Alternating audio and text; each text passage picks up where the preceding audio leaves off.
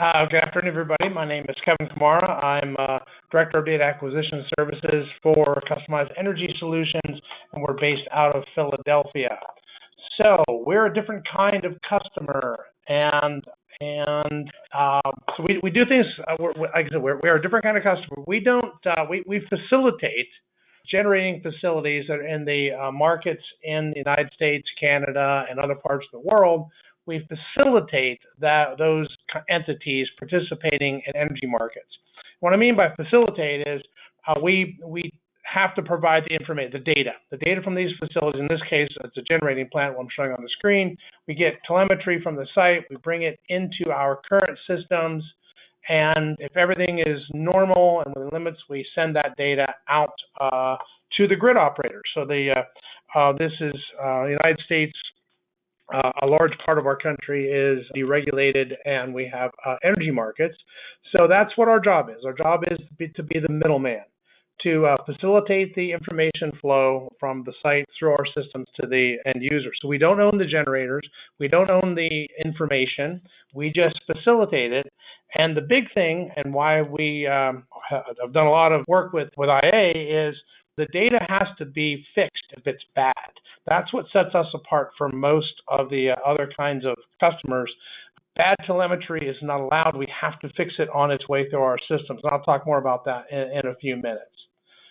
So now, the systems that are typical for our industry segment are very large, very expensive, and they're rigid. You can't change the operating system. You have to forklift your old one and put in the new one. It's sort of the cell phone model where you buy a new cell phone, you transfer your data over, and you throw the old one away. Well, in this case, you throw away a several $1 million system. You buy a even more expensive system. You use it for a few years, and then you throw it away and get a new one. It's very, very, very expensive and hard to do and disruptive. And this is kind of what I use this analogy here is basically the shrink wrap Lego solutions. In this case, all these examples are spaceships, but they do different things. They're good. They got some common building blocks, but in reality, if you buy the Millennium Falcon, you can't build the Death Star, and if you buy the Death Star, you can't build the TIE Fighter or whatever. So that's what we're faced with in our industry, and basically all of the vendors are jack of all trades, master of none. They all do a great job overall.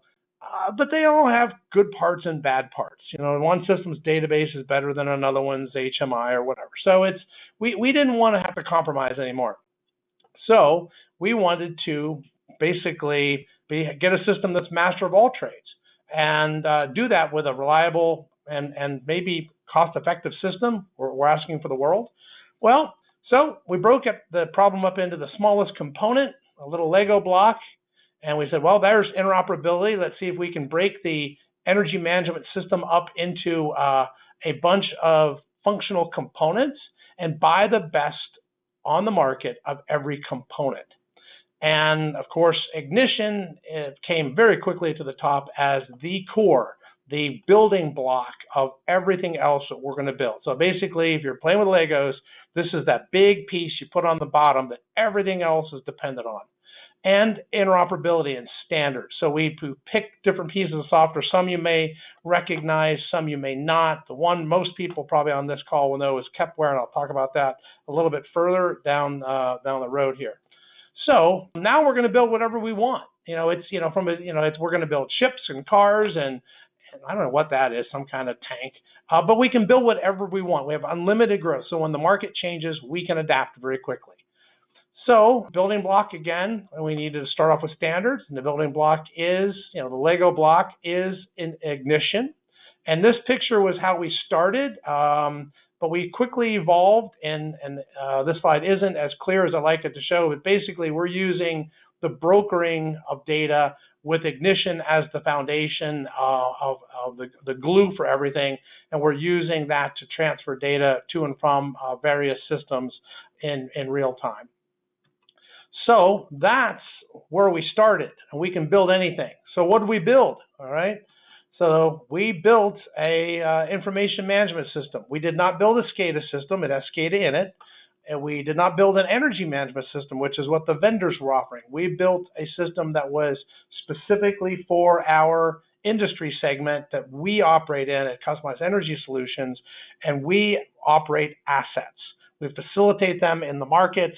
We need to provide information as well as a lot of other services, but the system we needed, we actually kind of carved out our own name for it, called an Asset Information Management System. So this is a new energy segment, IA, and we've created a completely distributed system. We broke the communications between different nodes up into its smallest parts. And the thing that I have to thank Travis for, a call we had probably back in 2020 or whatever, the use of some UDTs actually is the reason. Without these UDTs, we wouldn't be able to use ignition and be able to intervene with the data as it flows through the system, because the base tag structures, even with extensions to internal to the tag structures in IA, really still didn't give us enough flexibility to be able to intervene. We built basically some Swiss Army knives with UDTs, and I'll explain a little bit more of that a little bit further on. But the last bullet item, we basically now have a system that we can infinitely upgrade and expand, and we never need to replace it. We're never going to need to do a forklift approach. We're never going to just buy a new cell phone and throw the old one away. We are going to be able to open up the cell phone and put a new, more memory, better CPU, bigger battery, replace the screen, stereo speakers, and just keep using that same basic platform forever. No single vendor could do that, so we embarked on a proof of concept. Again, this project's been going on quite a long time because it's very big. We have 30 gigawatts of customers, about 275 customers globally. So that would make CES somewhere around the 7th largest utility. If we were a utility, we're not. We are not a utility or an independent system operator. We are a consulting firm. And so I do with 5 people what utilities do with 50. So the goal, again, major goal of the project, integrate things together, various vendor components, best of breed, and make the system function as one homogeneous system. So we put together the functions, we scan RTUs, bring data into the core of the system to display it on different graphical formats, and then we disseminate that data as it leaves the system to the different grid operators. So in California, where IA is, our customer there is the California ISO. On the East Coast here in Philadelphia, the grid operator is the PJM interconnection, where I used to work for 11 years.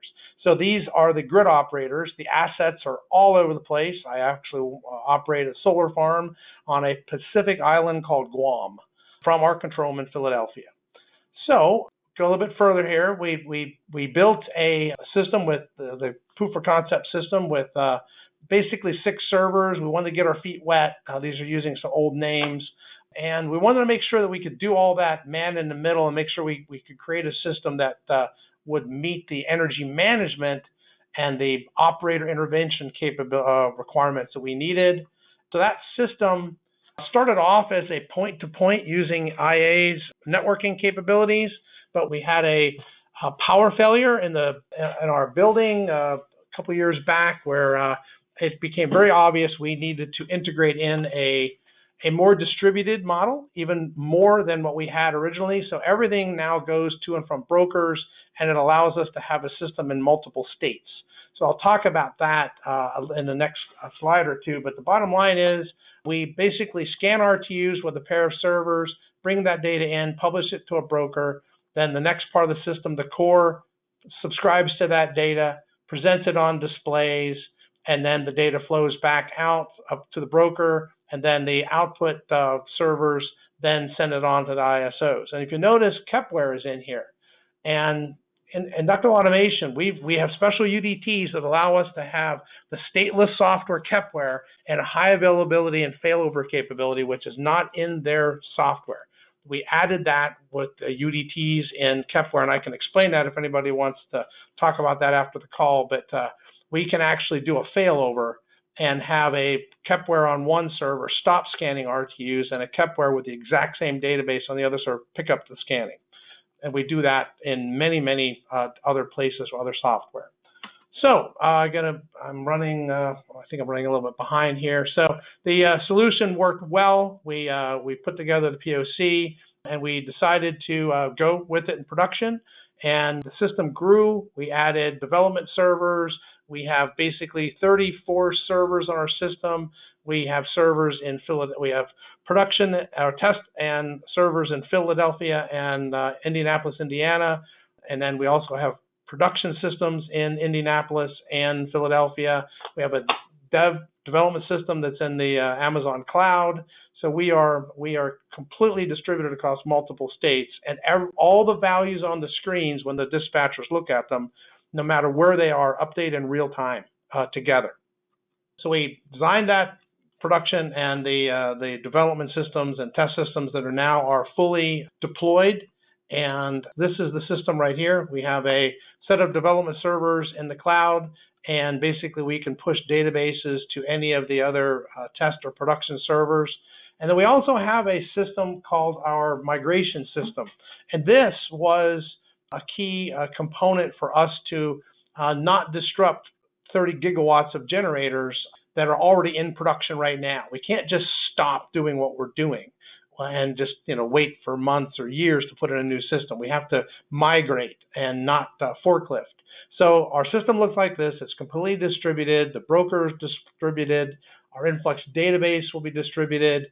And we have these servers. We have this in our test system, our production system, our development systems. They all are mirror images. So I can push tag databases from our development system to any of the other systems. And I just wanted to touch real quick on the migration. Right now, our current Siemens system is scanning. It's still in use. We extract all the data out of that system, put it into our new system, so all the primitive data in the Siemens system gets pulled out and distributed to our new system. And then we actually added a migration component so that basically our new system can scan all the equipment, connect to all the ISOs, but then our Siemens system can still be backfed the data, so we can do a coordinated and migration versus a forklift. This has minimized the risk of deploying this system by orders of magnitude. So basically, we weren't even done with our new system, and we sold one to one of our customers, which was a really nice way to put some development money back into the company that we used to work on this. The initial cost of the system is about 25% less than our current vendor, a quarter of one of the other ones. And then the total operating cost, because it'll never need to be replaced, is probably somewhere around 20% of all of the competitors that we've looked at, or different other vendors. Quickly, a couple of screens. We're using Grafana as our dashboard mechanism and an HTML5 solution. And we were able to generate some really, really beautiful screens. And I have developers that have actually created the ability, when you hover over a point, you can interact with it. Again, that man in the middle. If a value is wrong on the screen, we can't let it stay wrong. We have to remedy it. So that's what happens. They can right mouse on the Grafana screen, bring up a dialog box, then block the value from updating in the field, and then change it, and it leaves our system fixed. So I'll just go quickly through a couple of more screens. They're just absolutely beautiful technology. We will be looking at also at using perspective in some of our solutions. And that's it for me.